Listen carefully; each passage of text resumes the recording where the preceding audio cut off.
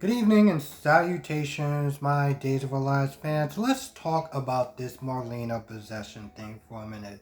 Um, so I saw a clip, and this is a little bit of spoilers. So if you don't want to be spoiled, you should probably. I don't really know. I don't know.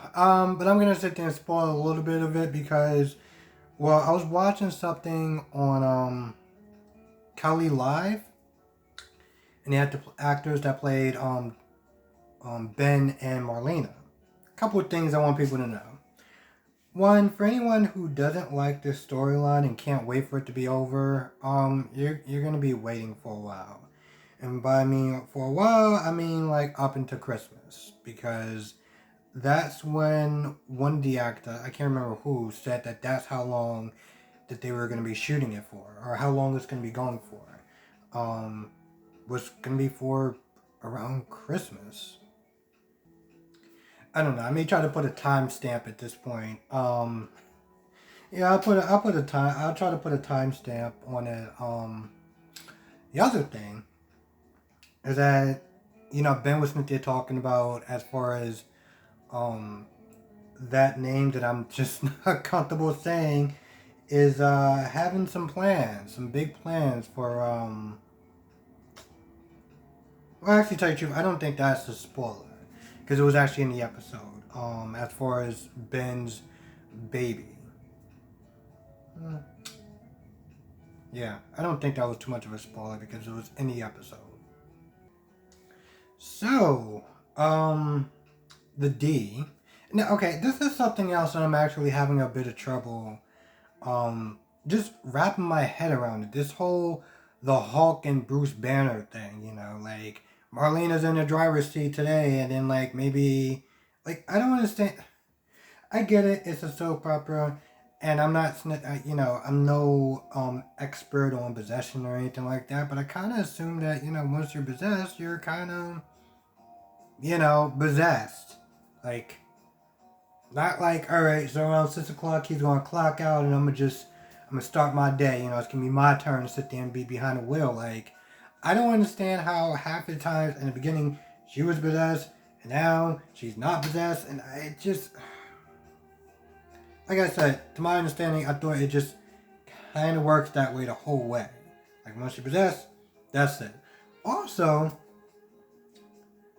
if you're in control of the driver's seat, why aren't you sitting there trying to, I don't know, get this thing out of you, get this thing out of, make sure that it doesn't hurt anyone else until you just being like, no, I'm just gonna sit there and just play along. Oh, you know what? I'm gonna sit there and convince Ben to have a baby, even though whatever this thing is inside of me, has some very bad plans for his future baby. Maybe I should sit there and try to stop it before it gets to that point. Oh wait, what? Doug's line? Doug's life is on the line? I'm just gonna go through it, and that's literally what she does. So I'm sitting there watching. I'm just like, you know,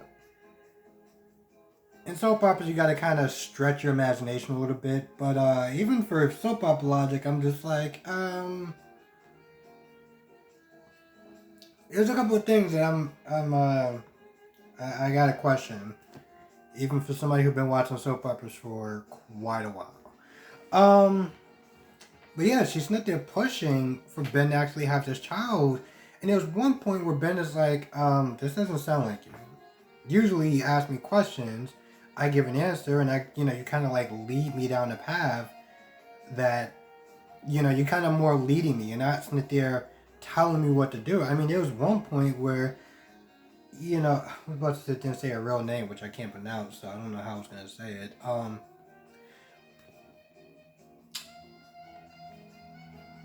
That's not true. I never actually even read her name. Anyway, the hell was I actually at? Yeah, yeah. There's one point Marlena's like, all right, so I think you should just I think you should just go home and make love to your wife. So what are you still doing here? You should be going. TikTok, buddy. That's literally how she was acting, and I'm like, you're coming on too strong. You're coming on too strong, and that's when Ben was like, it doesn't sound like you. But then Marlena says something, and then Ben's like, yeah, okay, you're right. And then he comes back home, and he talks to Ciara. He's like, yep, pretty much Marlena done helped me, and I'm ready to sit there and have a baby. Just like that. Just took one session. So, okay. And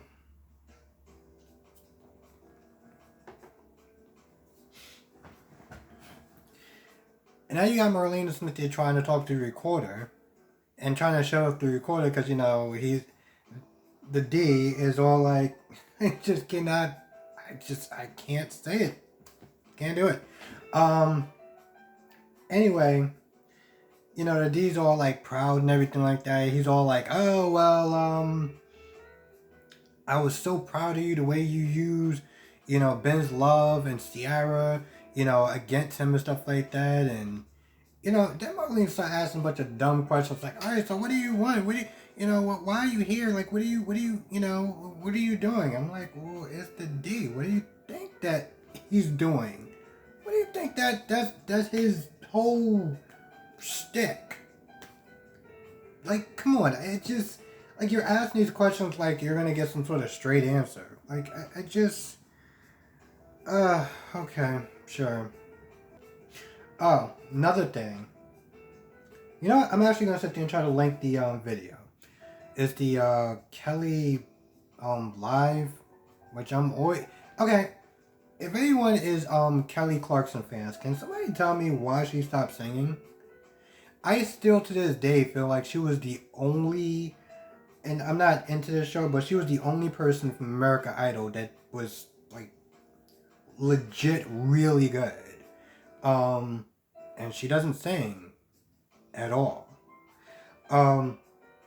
Anyway, the actress that plays Marlena was like, she goes on set with holy water. And she came to the show and she was like, I have it or whatever. Every time, somebody asks, for holy water or whatever, everyone wants it. I have it right there. And she practically said that everyone asks for it. And I'm like, that is so creepy. I don't even know where to begin. I'm like, yo, if people are that freaked out by what you're doing, maybe 25 years ago might have been enough. Just, a thought. I was gonna sit there and try to censor myself, but I said, screw it. Allie acts like a bitch for the first, actually, maybe about the first 40 minutes of, talking to Johnny and stuff like that with, Chanel. And I have to tell you the truth, I almost wanted Chanel to be like, yo, can you, like, calm it down on Johnny? Like, she's not there talking about how Johnny's trying to woo her and singing and stuff like that. And, she's all like, oh, it's so cringe, this, that, and the third. I was like, yo, first of all, I gotta sit there and tell you, I don't know if it's the actor that's singing or whatever, but, like, that dude can actually sing. What can you do exactly? Because I'm still confused.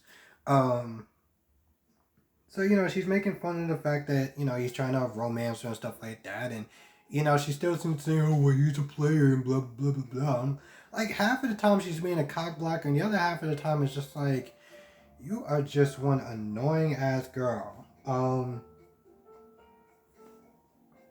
Johnny really wanted her playing Sammy. So he convinced her to play Sammy, and finally, she's all like, oh, I'll do it, just to have something, over your head or whatever. And I'm like, yeah, okay, that makes sense. That's very mature. How old are you again?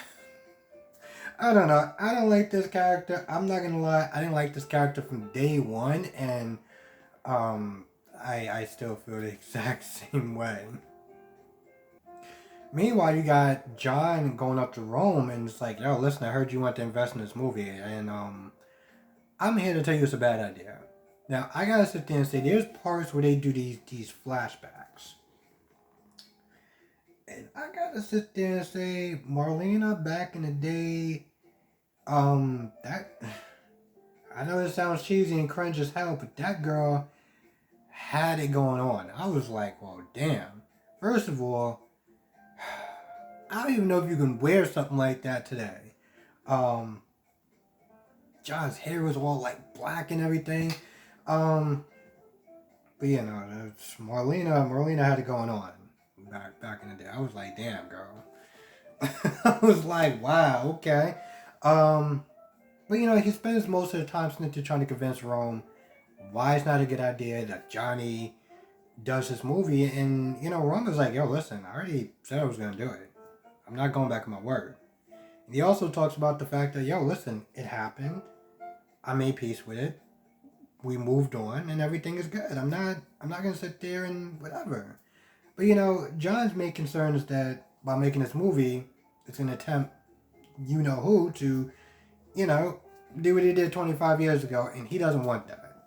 You know, he feels like it's tempting fate, and he's like, bro, you've been there. You know, like, it's not a good idea. Like, I don't understand why you're not, like, why are you pushing against me? Like, we should be on the same side. Like, but then Allie comes in, and Allie tells John that not only is the movie going, that she's gonna be in a movie, but Johnny changed the movie all around and made it all about Marlena. Made it just a horror movie. Now at this point, John, I don't know why, the look on John's face when he was like, "I'm sorry, what?" Because Ron was like, "Listen, if you want, I'll sit there and try to talk to him, and you know, take out that part," which he is totally not gonna do. But he was like, "I'm gonna sit there and try." And when he found out the movie was gonna be about that, oh man, I think the only time I laughed harder was when John got hit with that baseball in the face. I remember watching that with a friend. I remember laughing so hard. Oh, it was so funny. It's just the way, I don't know why he decided to play baseball with his son with like no gloves, no nothing. I'm like, bro, if you want to sit there and try to play catch, there, you know, father and son time, you could have like went about it in a totally different way. And when he beamed them in the face, they're just like, so we gotta like, what kind of makeup we're gonna sit and use. And I mean, I still remember I was watching during the hospital at the time, but I was like, you know what, this show, I remember watching it, I was like, you know what, this show isn't, you know, it's not bad. It's weird when you watch a different show and you think the dialogue's gonna be different and you don't know the characters. And plus, I'm gonna be honest, my friend watches it in a way that I can never understand or do. She watches it backwards. So she watches it Monday, she's watching Friday, Thursday, you know what I'm saying? Like she's literally watching it in the opposite order. I'm just like, I don't understand how you do that. Anyway, what am I doing?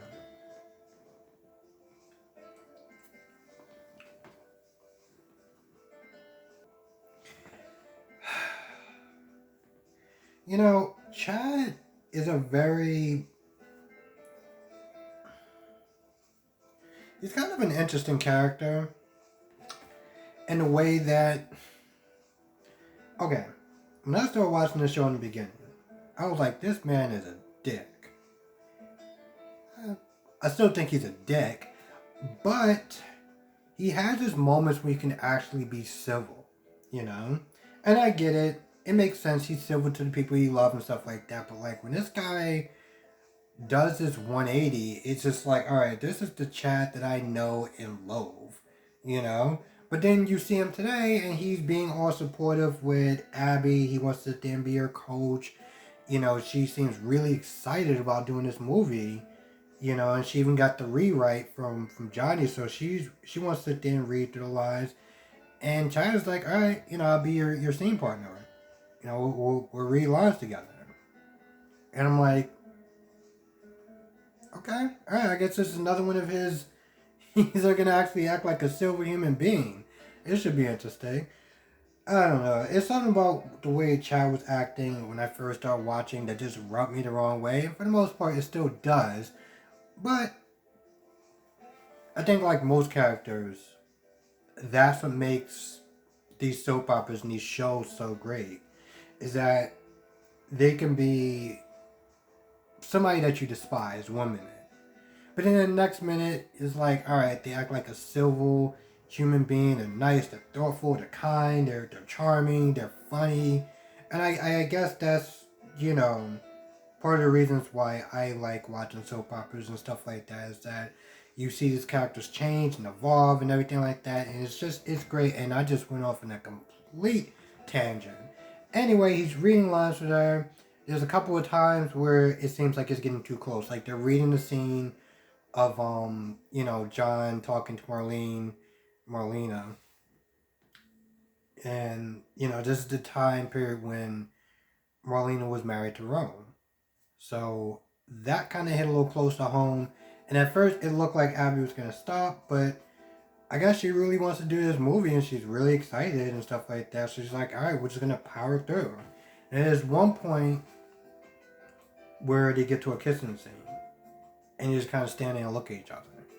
And I guess this is where it comes back to what I said before. How long is too long? Like, how long is she going to sit there and keep him at arm's length before he's like, all right, so is this I don't want to rush you, but is this going to get to like a point where you start to let me in a little bit more and not keep me at arm's length? Like, is that ever going to happen? Or are we just like, nah, it's cool? I mean, like I said, I'm not for At one point, I'm not for rushing people, but at the other end, it's like, all right. At some point, you got to sit there and be realistic and be honest. Um, because it's not fair to her for her to feel like she's being pushed. It's not fair for him to be constantly kept at arm's length after he's doing everything he can to make amends. I mean, this guy literally said that he's nothing without her, and I cannot believe he said that. But whatever. Oh, and Johnny and Chanel make out after Johnny thanks Chanel for the backup as far as getting Allie to sit there and play in the movie. I'm so not a fan of that character. Anyway, with that being said, I think that's about it. If I missed anything, please write it down in the comment section below. I want to thank you for watching. Be safe. See you in the next video.